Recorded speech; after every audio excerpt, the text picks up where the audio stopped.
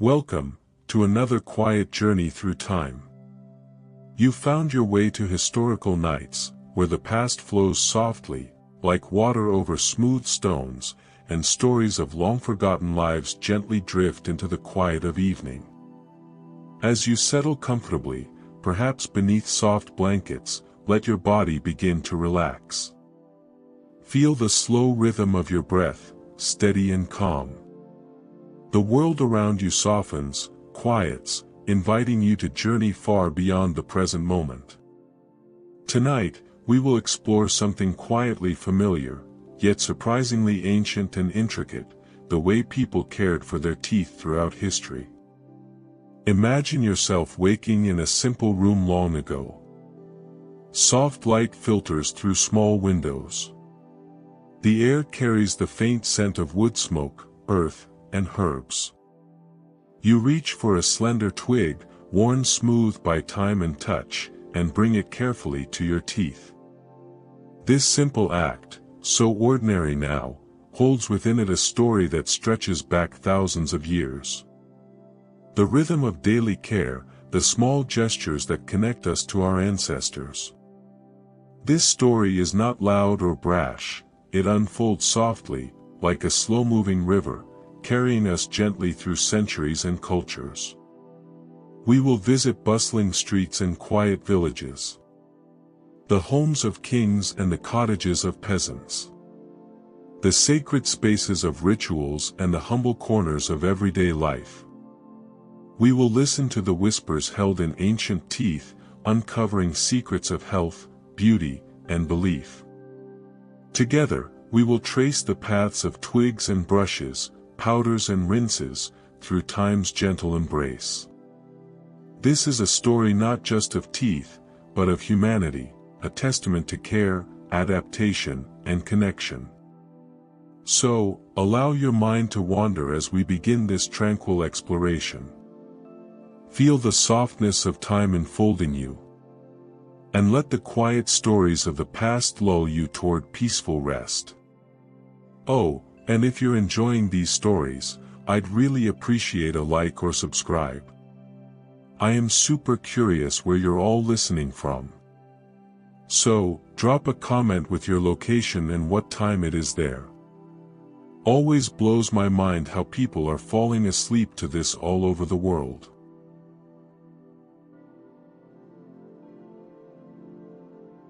Close your eyes, if you like, and imagine yourself waking to the first faint light of dawn. The air is cool, still clinging to the damp of night. The warmth of a small fire flickers just beyond the edge of your bed, a hearth that's been smoldering through the dark hours. You are not in the present.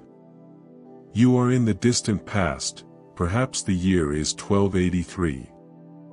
You are in a modest cottage in the English countryside, or maybe a stone-built home in a tiny alpine village. Your day will begin not with a glowing screen or running water, but with ritual, rhythm, and resourcefulness. The rooster's call cuts softly through the silence, and so begins the rhythm of another medieval day. Your first thoughts are practical: fuel for the fire, the preparation of simple food, perhaps a bit of bread and broth. But before your first meal, there's another act. A quiet, purposeful gesture. A washing of the mouth. In many parts of medieval Europe, personal hygiene began not with the face or hands, but with the mouth. Not always with a brush, but with rinses, scrapes, and rubs. You reach for a jug of cool water, perhaps infused with herbs gathered the day before, thyme, mint, or even sage. These aren't luxuries. They grow freely nearby, and their properties are well known to your community: mint to freshen, sage to strengthen, thyme to cleanse. You swirl the water in your mouth, perhaps with a pinch of salt or vinegar. There is a brief sting, nothing unpleasant. Then you spit discreetly into the ash of the hearth, or out the open door, where the soil will reclaim it. To finish, you might use a small linen cloth, kept tucked in a wooden box. You wrap it around your finger and rub it across your teeth and gums with firm, practiced strokes. If you are among the slightly more fortunate, living in a wealthier town, or attached to a monastery, you may even have access to a prepared powder. This powder, passed down from a local herbalist, contains ground charcoal, dried rosemary, and powdered seashells. You press it to your teeth and rub. There is no mirror, no artificial mint flavor. But there is freshness. There is ritual. And there is repetition. This is not done once a week, or once a month. It is daily. Sometimes more. Now shift slightly in time and space. Let yourself drift eastward, across the trade routes, along dusty roads that cut through the Ottoman Empire, across Persia, and into the lands of Mughal India. Here, the morning looks different, but the rituals are familiar. A man awakens in the early glow of a humid morning. His room is sparse but elegant, the shutters open to let in the scent of flowering neem trees. Before he eats, prays, or speaks, he sits cross-legged and reaches for a miswak. A miswak is a twig, usually from the Salvadora persica tree, also known as the Iraq tree. He selects it carefully. It is not old or brittle. It must be fresh, moist, flexible. With his teeth, he gently chews the tip until it frays into a soft brush. Then, slowly, methodically, he rubs it along his teeth. Horizontally, then vertically. Along the gum line. Across the tongue. The motion is unhurried. Rhythmic. There is a faint bitterness in the taste, but also a clean, woody freshness. The miswak is not only a tool of cleanliness, it is also spiritual. Prophet Muhammad, peace be upon him, encouraged its use regularly, before prayer, before sleep, upon waking. And so, in much of the Islamic world, this ritual of tooth cleaning becomes more than personal, it becomes cultural, religious, daily. By the 10th century, variations of the miswak are common from Arabia to Indonesia. Traders carry bundles of twigs, and each region brings its own preferences: olive branches in parts of North Africa, neem in South Asia, walnut in Central Asia. The twigs are shared among travelers. Carried in satchels. Passed from father to son, mother to daughter. The teeth remain strong. The breath remains clean. The tradition remains alive. Now let us gently cross the mountains, along the Silk Road, until we arrive in China during the Song dynasty. Here, personal hygiene is more refined still. You are a scholar in Hangzhou, a city bustling with elegance and order. The air is thick with the scent of incense and plum blossoms. Your home is modest but organized, with scrolls and inkstones neatly arranged in their places. As part of your morning routine, you rinse your mouth with green tea, mildly astringent, believed to purify both body and spirit. You then reach for something rare in other parts of the world, a toothbrush. This toothbrush is made of bone or bamboo, fitted with the coarse hairs of northern hogs, stiff, durable, and perfectly suited for cleaning the mouth. The bristles are arranged tightly in rows. You dip the brush into a ceramic bowl containing a soft powder, perhaps a mixture of ginseng, salt, and dried chrysanthemum petals, and begin to brush. Up and down. Side to side. There is a quiet dignity to the act. No rush. No distraction. Brushing is taught in childhood. Continued through adulthood. It is not merely about the breath or the teeth, it is about inner balance, cleanliness of self, respect for others. Written records from this period speak of tooth powders, oral rinses, and even dental appointments. Though not widespread among the poor, these habits are slowly spreading. The elite lead the way, but the rhythms are familiar across classes. A street vendor may use a frayed twig or cloth, rinsing with salty broth before setting up their cart. A child might imitate their elders, chewing on a licorice root to soothe teething pain and freshen breath. In each case, the intention is the same: to feel whole, to feel presentable, to begin the day clean. Now the journey takes us further, southward into Africa, where the land is dry in some places, lush in others. Here, too, oral hygiene is a daily ritual, shaped by the resources of the earth. In West Africa, the use of chewing sticks is widespread and deeply embedded in culture. Called Dayton in parts of North Africa, and by other names elsewhere, these twigs are carefully selected from trees known for their medicinal properties: lemon tree, guava, or ficus. Villagers rise before the sun fully crests the horizon. In their hands are thin branches stripped of bark. They chew the end to a brush, then gently scrub their teeth while walking, working, or preparing food. The taste varies, sometimes bitter, sometimes tangy. But the effect is cleansing, grounding. The sticks are antibacterial, and the motion, repeated day after day, polishes and protects the teeth. Among the Maasai of East Africa, ash from certain trees is sometimes used as a tooth-cleaning agent, either chewed or rubbed with a cloth. The practice is passed down orally, not written, yet it is no less precise. Each person knows what their ancestors knew: which plants clean, which soothe, which burn too strongly to use. In the Americas, long before European arrival, many indigenous peoples practiced their own forms of tooth cleaning. The Aztecs, for example, chewed aromatic herbs and used small wooden sticks to pick between their teeth.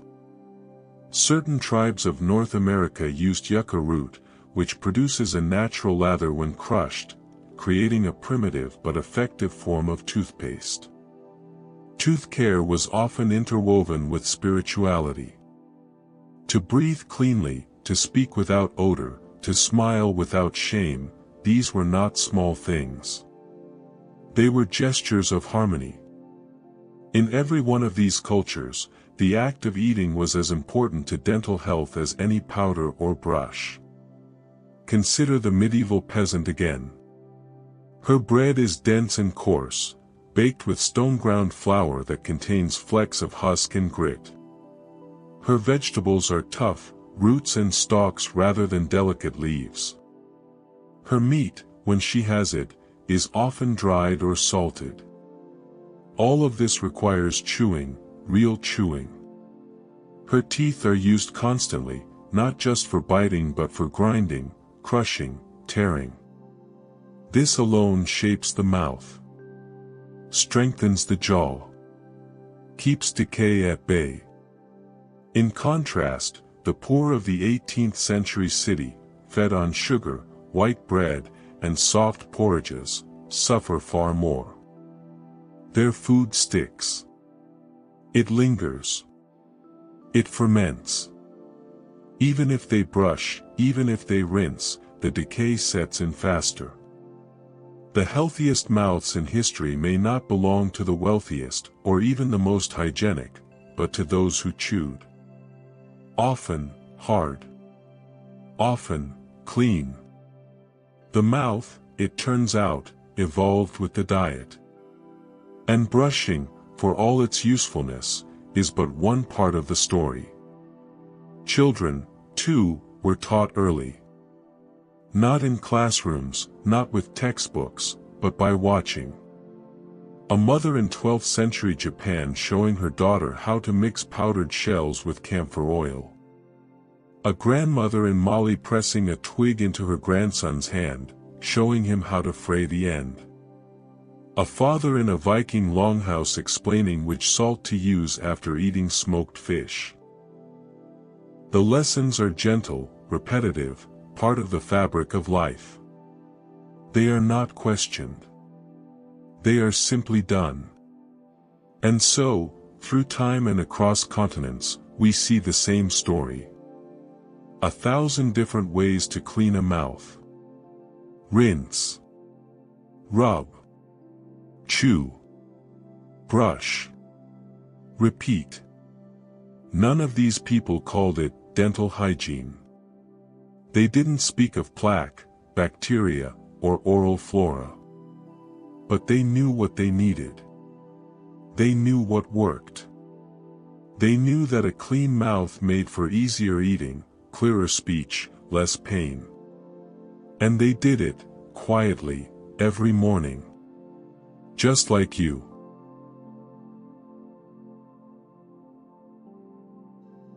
Imagine again, the earliest stirrings of morning.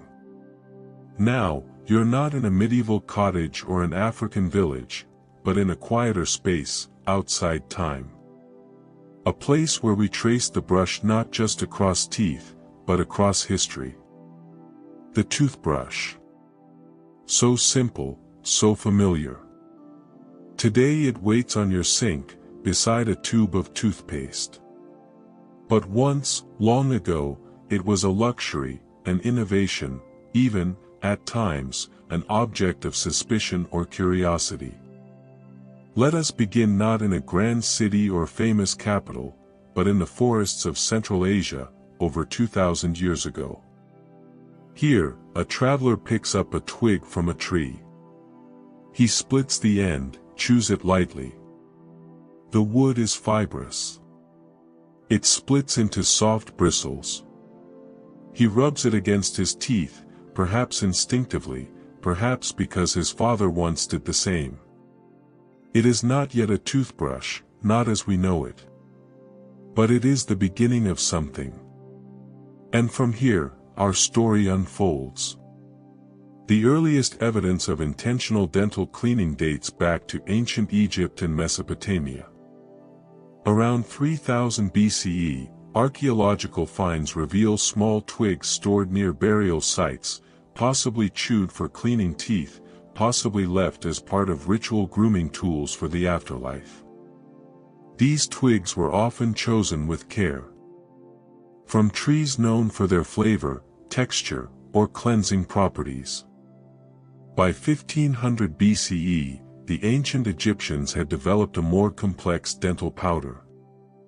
Recipes survive in the Ebers Papyrus, one of the oldest medical documents known. The powders might include crushed ox hooves, myrrh, powdered pumice, and burnt eggshells. Applied with the fingers or a rough cloth, they served both to whiten the teeth and polish the surface.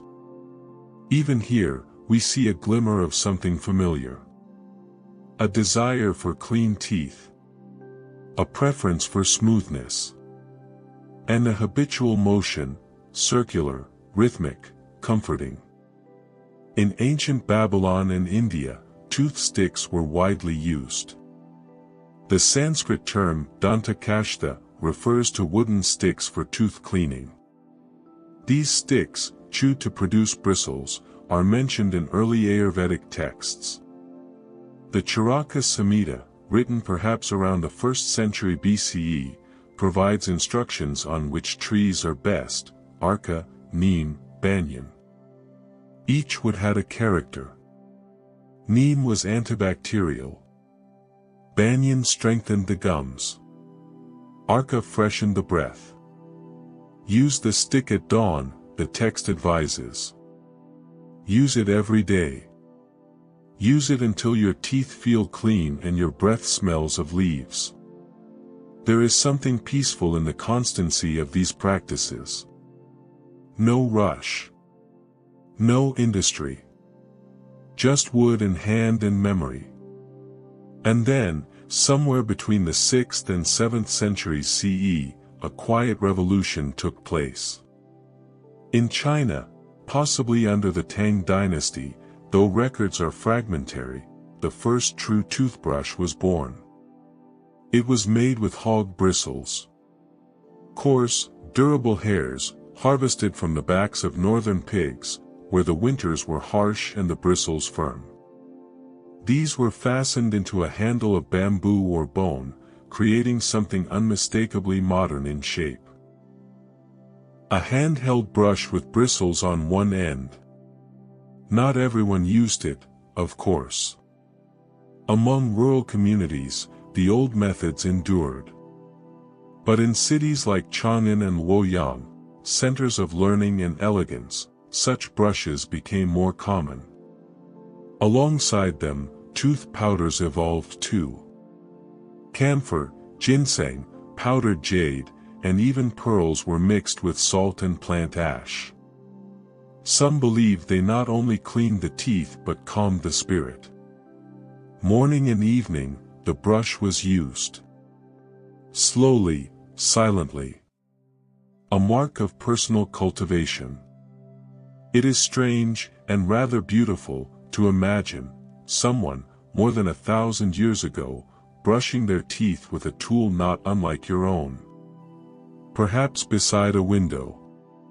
Perhaps just before bed. For centuries, this Chinese invention remained largely unknown in the West.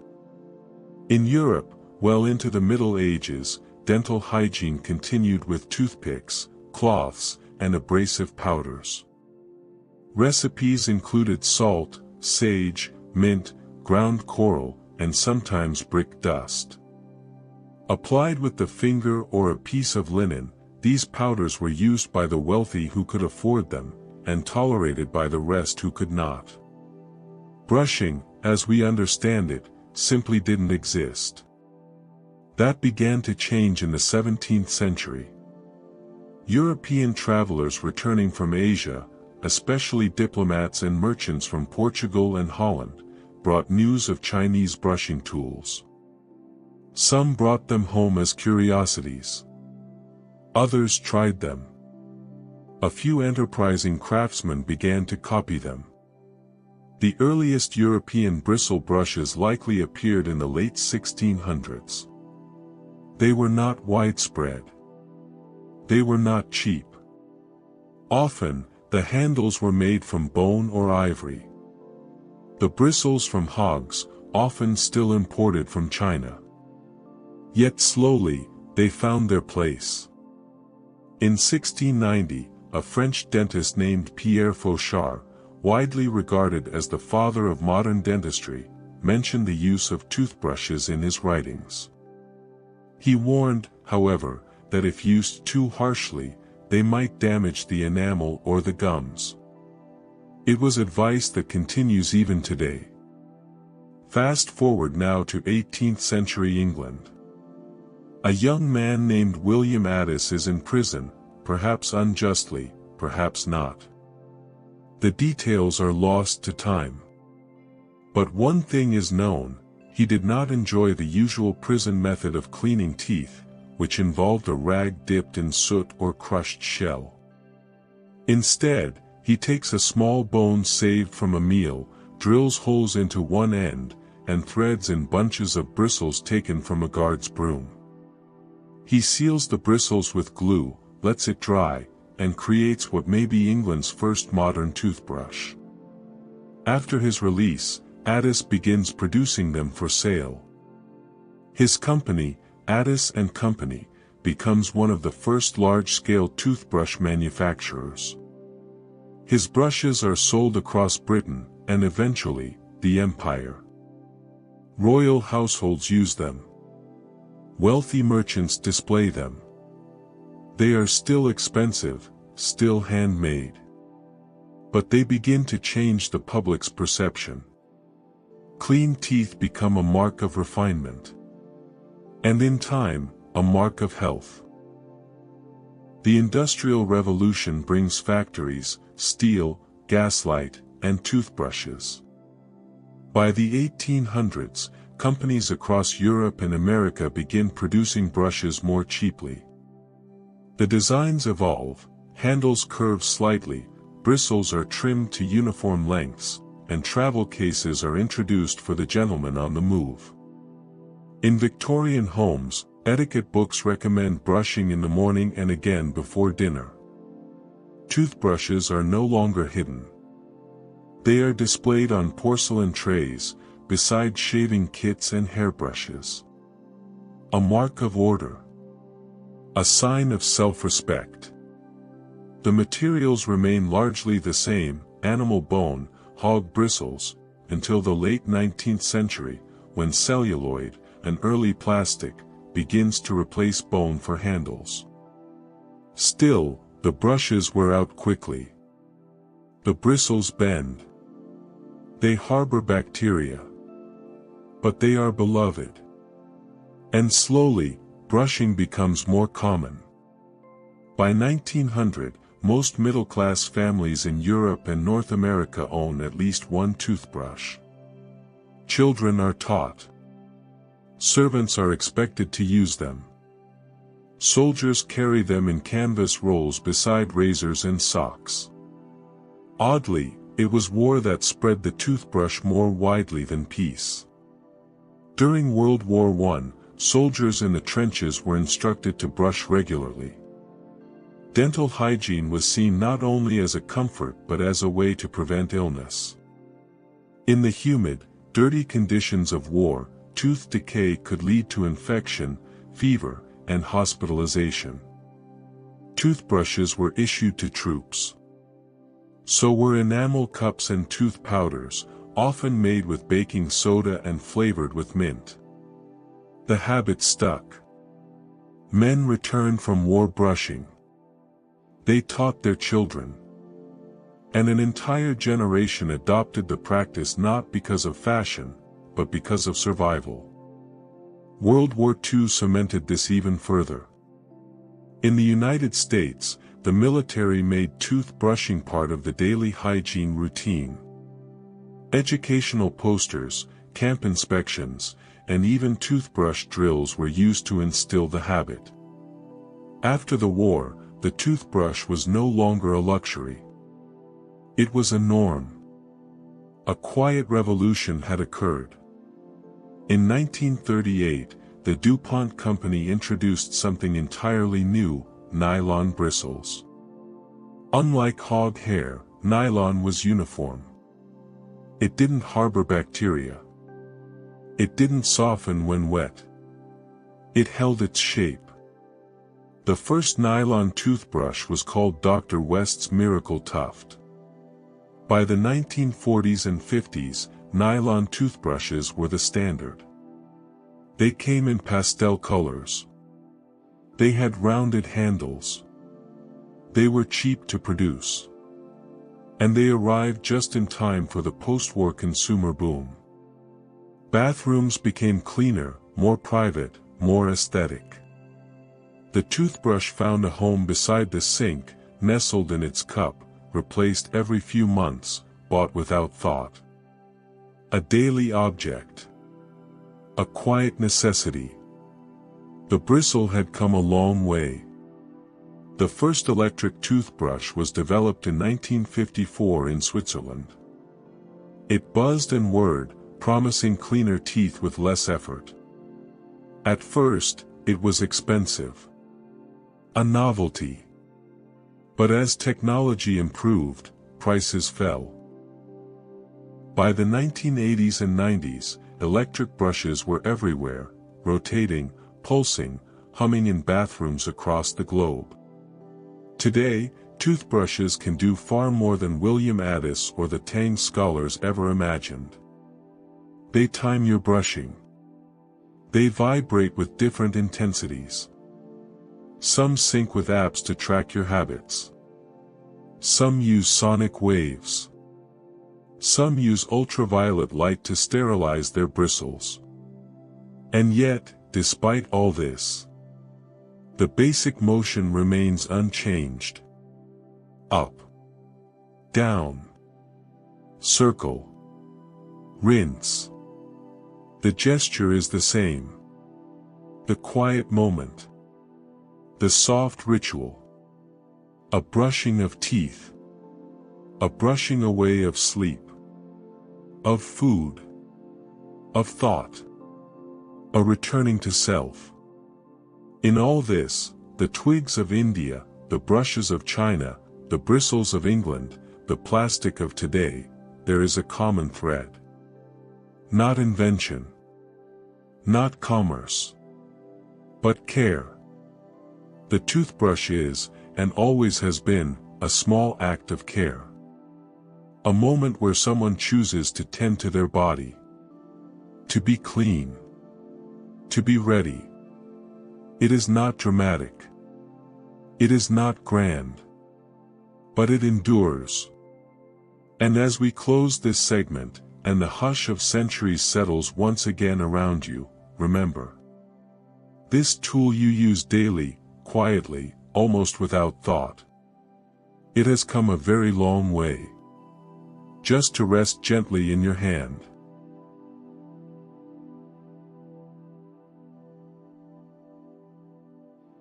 Imagine, once more, a quiet dawn. This time, you find yourself standing at the edge of a long-forgotten burial site. The soil here is soft, thick with the scent of damp earth and time itself. Beneath layers of soil, centuries, millennia even, hold their breath. Here, in these silent places, lie the secrets of ancient lives. Their smiles. Their pains. Their rituals. The bones of teeth.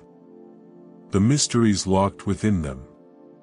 Teeth, more than any other part of the body, are remarkably enduring. They survive floods, fires, the slow decay of flesh. They hold stories in their enamel. A story of diet, health, culture, and care. Archaeologists carefully uncover skulls with teeth intact. Each tooth is examined, measured, studied under magnifying glass and microscope. Tiny scratches tell of brushes or toothpicks. Enamel erosion reveals diet, acidic fruits or coarse grains. Microscopic residue reveals medicinal herbs or early toothpaste. In some cases, teeth bear the marks of intentional modification, drilled holes or colored inlays, indicating not just hygiene but ritual. One of the earliest clues in ancient teeth is the evidence of toothpicks. Small grooves or scratches appear on the sides of teeth where food might have been lodged. In sites from ancient Rome to pre-Columbian America, these marks appear.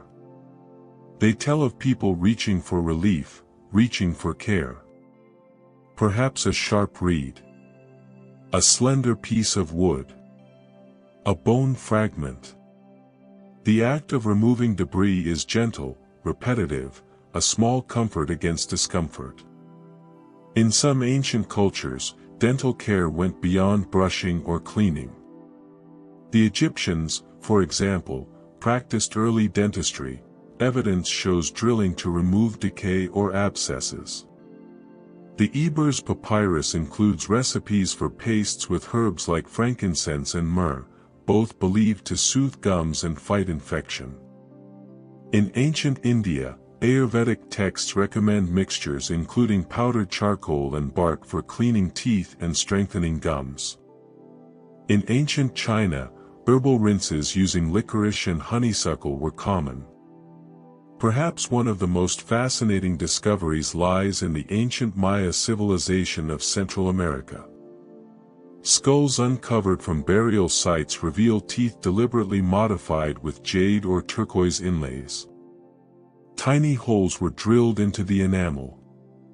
Precious stones were then inserted and adhered with natural resins.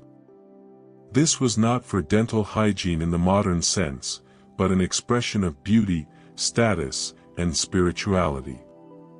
Imagine the patience, the care required to perform such delicate work. The ritual behind it, a gesture of identity, of belonging. In many cultures, clean teeth were more than just a matter of health. They were a social signal. In Japan's Edo period, for example, the custom of ohaguro, blackening teeth with a lacquer made from iron filings and tannin, was widespread. Though it might seem unusual now, it was a symbol of maturity, beauty, and social status.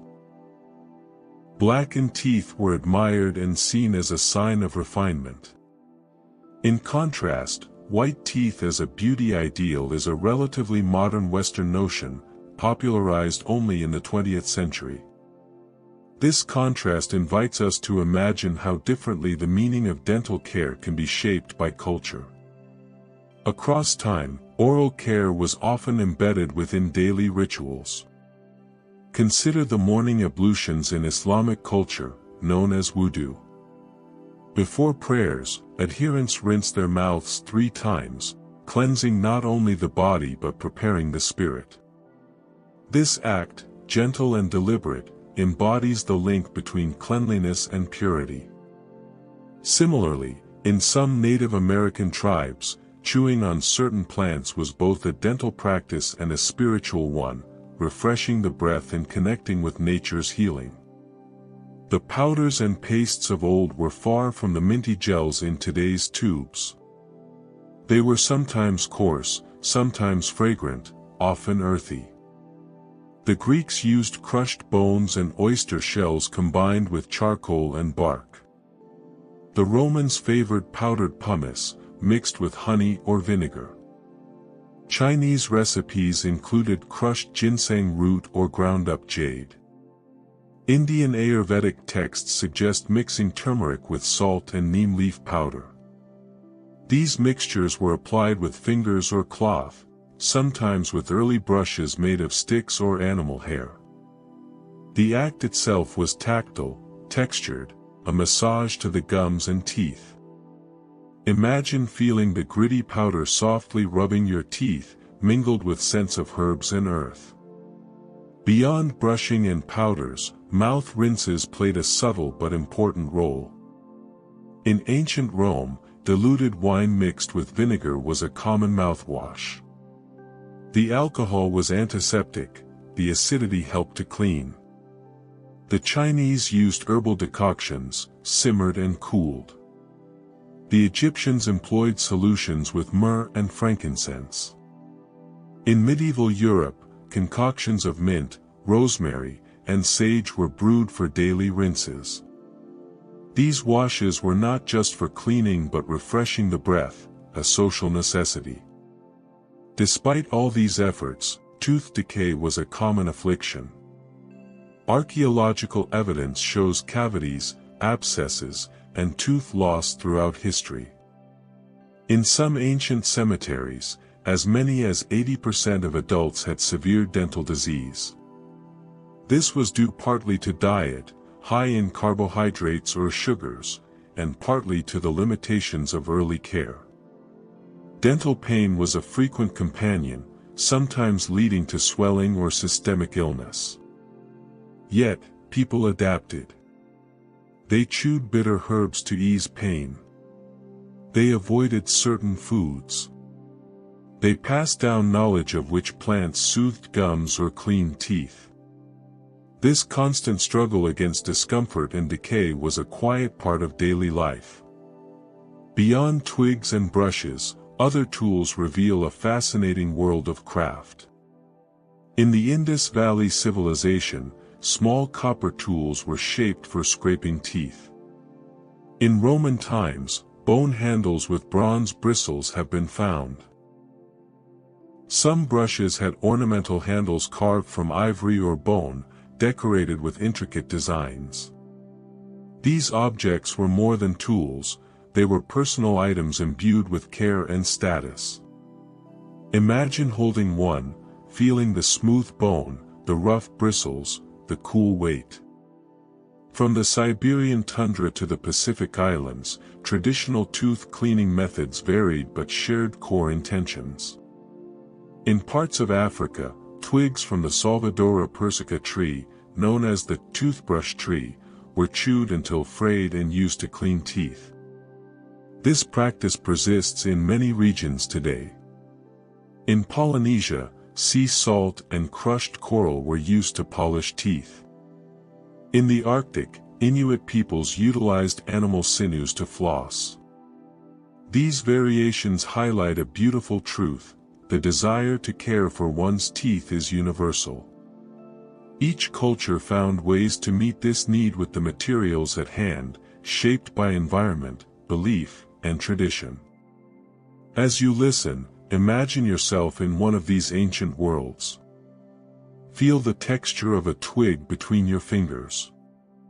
Smell the resin and herbs in the early paste. Hear the quiet repetition of the brush, the scrape, the rinse. Imagine the rhythm of care, day by day. It is a rhythm not just of cleaning teeth, but of connection, to body, to community, to time itself. As this segment draws to a close, notice how these ancient stories mingle with the present. The toothbrush in your hand, the toothpaste's cool touch, the quiet habit before sleep. You are part of a long lineage.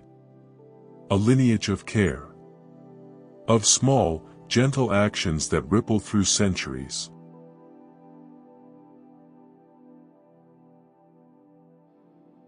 As the quiet evening settles, let us drift into the diverse rhythms of daily life through history, focusing now on how dental care was shaped by social status, wealth, and culture.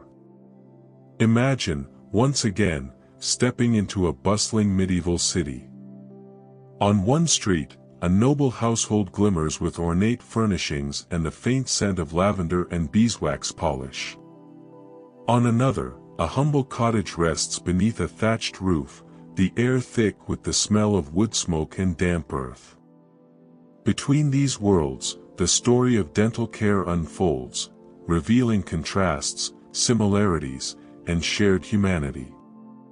Among the wealthy and elite, teeth were more than tools for eating, they were symbols. Symbols of status, beauty, and even morality. In Renaissance Europe, bright white teeth were prized, associated with purity and good breeding. Porcelain and ivory toothbrushes were common in the wealthiest homes. Their handles often finely carved, sometimes inlaid with gold or precious stones. Tooth powders were carefully blended from fragrant herbs, crushed pearls, and even powdered coral. Imagine a noblewoman's morning chamber. Soft light spills through leaded glass windows onto polished wood. She dips a delicate brush into a small porcelain dish filled with powder, the faint scent of rose and mint rising. Her maid holds a silver basin nearby, ready with clear water for rinsing. The act is quiet, deliberate, a moment of private ritual. The brush moves slowly, each tooth caressed and polished. No sudden motions, no haste. It is a gesture of care, a daily expression of control over the body and appearance. Elite households often had access to a variety of herbal rinses and mouthwashes. In the courts of France or England, recipes might include rosewater, vinegar, or tinctures of myrrh. The bittersweet scent of these rinses filled chamber pots or fine porcelain cups. Their use was as much about fresh breath as about preserving social grace. Regular visits to barbers or early dentists, though rare, were sometimes part of aristocratic care. Some nobles even used small mirrors to inspect their teeth, a luxury unavailable to the majority. For the majority of people, life was more immediate, more practical. Dental care was often limited by resources. Toothbrushes as we know them were rare, if present at all. Toothpicks, chewing sticks, or cloths were more common. In rural villages, simple twigs from local trees served as tools. Imagine a peasant waking at dawn, stepping outside into the cool air. He picks a twig from a nearby shrub, chews it to fray the tip, and gently brushes his teeth. The bark's rough texture scrapes away food remnants and plaque. The scent is earthy, mingling with the fresh morning air. He rinses his mouth with water from a well or river. The action is quick, efficient, born out of routine rather than ritual. Yet, it is an act of care, one small moment of tending to the self amidst a day filled with labor. In medieval cities, the contrast was often striking. The wealthy merchant might own a brush made of bone and bristles imported from abroad, while the laborer used a sharpened twig or cloth. Dental powders for the rich might include ground seashells or imported herbs, while the poor made do with ashes or salt. Yet, despite these differences, the same human needs remained. Clean teeth meant fewer aches. Fresh breath helped social interaction. Even the poorest understood these truths. In elite families, children were taught dental habits early. Books and manuals from the Renaissance sometimes included advice on toothbrushing for boys and girls. Nannies and tutors oversaw this care, emphasizing neatness and health.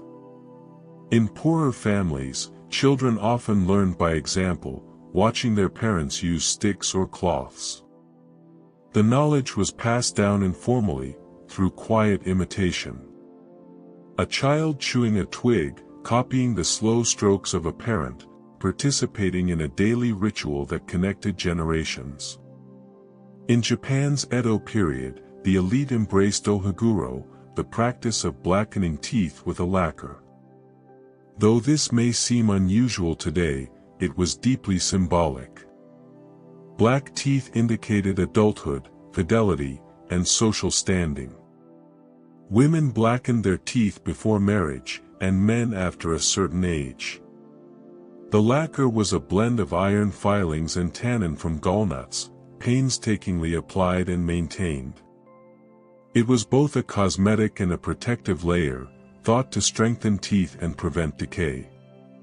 Imagine a samurai's wife, seated quietly in a silk kimono. She holds a small lacquer box, dipping a fine brush into the black mixture. With calm precision, she paints each tooth, the gloss catching soft candlelight. This ritual, slow and deliberate, connected her to her community and tradition. While modern dentistry brings relief, in centuries past even the elite faced pain and risk. Royal courts employed early dentists and barbers who performed extractions and treatments with rudimentary tools. Queen Elizabeth I, for example, was known to suffer from dental pain and wore elaborate wigs, partly to conceal tooth loss. King Louis XIV of France reportedly endured severe dental issues. Despite the wealth and access, dental disease remained common. Yet, for the elite, these trials were often masked by elaborate appearances, veneers made of ivory, false teeth carved from bone or human teeth from soldiers or slaves. The stark contrast between appearance and reality reminds us of the limits of care in past times. In many large households, servants or attendants assisted with personal hygiene, including dental care. They prepared powders, heated rinses, and sometimes brushed teeth. This was a mark of service but also of intimacy and trust. Imagine a servant entering a lady's chamber at dawn. The room is quiet, the sun barely rising. The servant sets a small basin on the table and gently hands the brush. The noblewoman accepts it with a nod. The ritual unfolds quietly, a moment shared between servant and master. In some societies, dental care could reflect aspiration. Merchants and artisans sought ways to mimic the habits of the elite. They purchased toothbrushes, tooth powders, and rinses as signs of refinement. Advertisements in 19th-century newspapers promoted dental care as a marker of civilized life. The growing middle class embraced brushing as part of self-improvement. Colonial expansion brought Western dental habits to new lands. Indigenous peoples had their own rich traditions of oral care, often misunderstood or dismissed by colonizers. In many cultures, oral health was linked with spiritual beliefs. In some North American tribes, chewing on spruce twigs was common. In parts of Africa, the use of the toothbrush tree persisted. These practices often blended with introduced habits over time. Even today, dental care varies widely by social and economic status. In some parts of the world, toothbrushes and toothpaste remain luxuries. In others, education campaigns encourage regular brushing and flossing. Reflecting on the past helps us appreciate these differences gently, without judgment. It reminds us that dental care, though simple in form, is layered with history, culture, and circumstance. As night deepens, notice the thread that connects these stories. Whether in a grand palace or a humble cottage, in a bustling city or a quiet village, people have sought to care for their teeth, with whatever means they had. A twig, a brush, a powder, a moment of stillness, a gesture of care. It is a quiet continuity, a hum beneath the surface of daily life. And as you rest now, feeling the soft rhythm of your own breath and the gentle motion of your brush, know that you are part of this enduring story. One that stretches back through centuries, across cultures, held gently in your hand.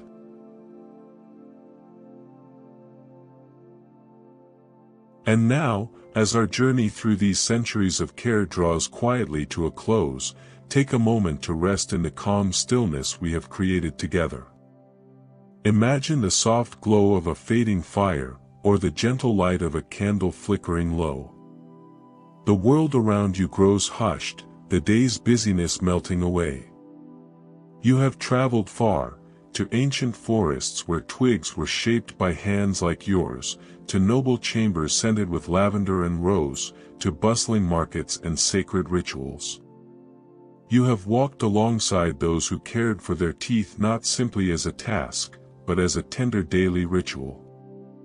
Each stroke of a brush, each crushed herb or whispered prayer, woven into the quiet fabric of their lives. This care, humble and profound, links us across the ages. As you lie here now, feel the continuity beneath your fingertips, the brush in your hand, the fresh water on your tongue. Know that you are part of this long, gentle story. The story of quiet care, persistence, and the human touch. Let this thought settle softly within you, like a feather drifting down. Let your breath deepen, slow and smooth. And as sleep comes to you gently, may it carry you into peaceful dreams. Thank you for sharing this journey through history's quiet moments. May your rest be deep and your awakening gentle. Good night.